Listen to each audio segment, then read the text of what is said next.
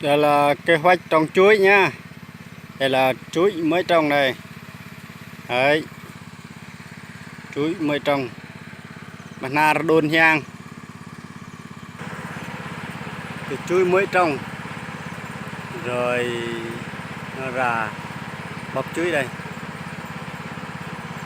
Cách làm trồng chuối này dễ lắm các bạn. Chỉ trồng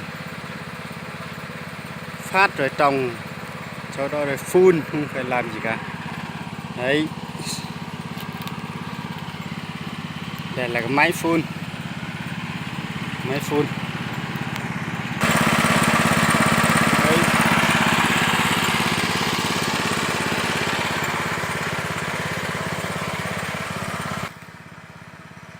Đấy. Chuối già. Đẹp không? Đấy. To đều. 1 ký hiện nay là 4.000. Đây đẹp. Thường là 2.000. Còn bắp chuối là 2.000. Đấy.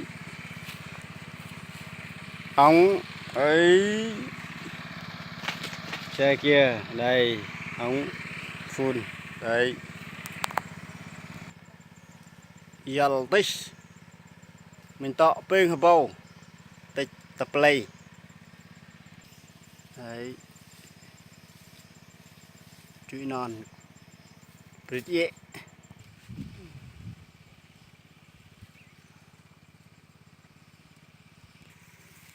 Nó vẫn nằm năng. Tặng là Prusmir. Terang jang prit nó lìa.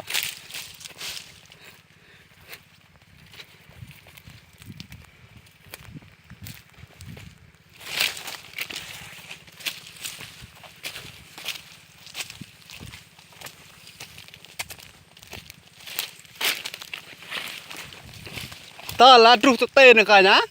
Tơ là đi nó coi nè.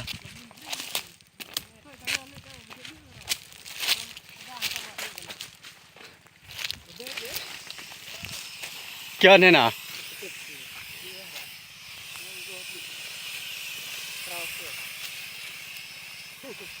Nó rong giang prit như nó prit gang đấy bài prit nhiệt nào. Đó.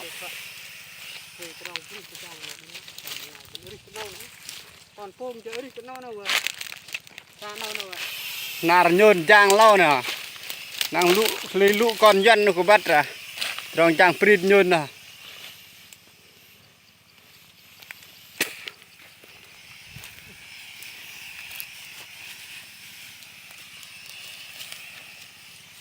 Ta mất đi hè à? Đi bên đâu hả?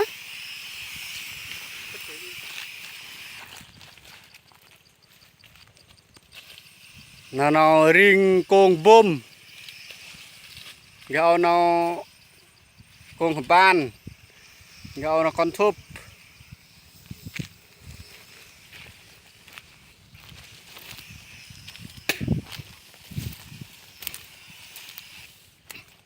Nó cách trang prit nào, nà play đôn nhơn nào.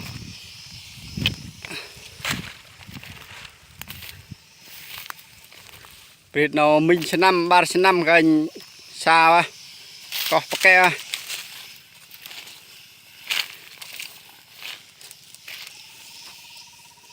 Nó riêng con thơi.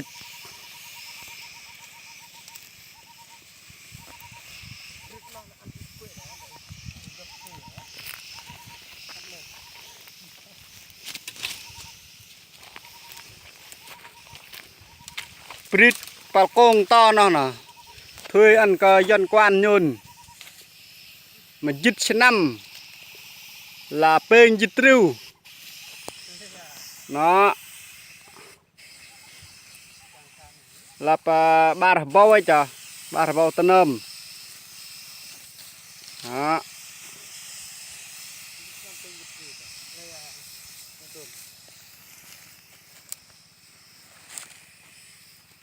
giang prit lại giang cà phê giờ mưa lơ ăn dân khoan tại đây tờ play đôn hàng nhôn đi bắt đôm tôm mà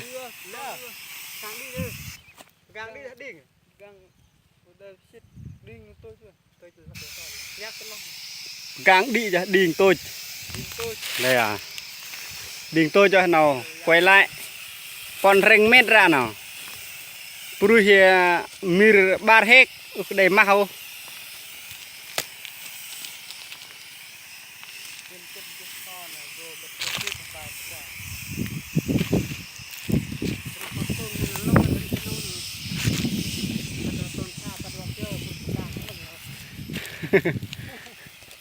bắt xa bagang bắt xa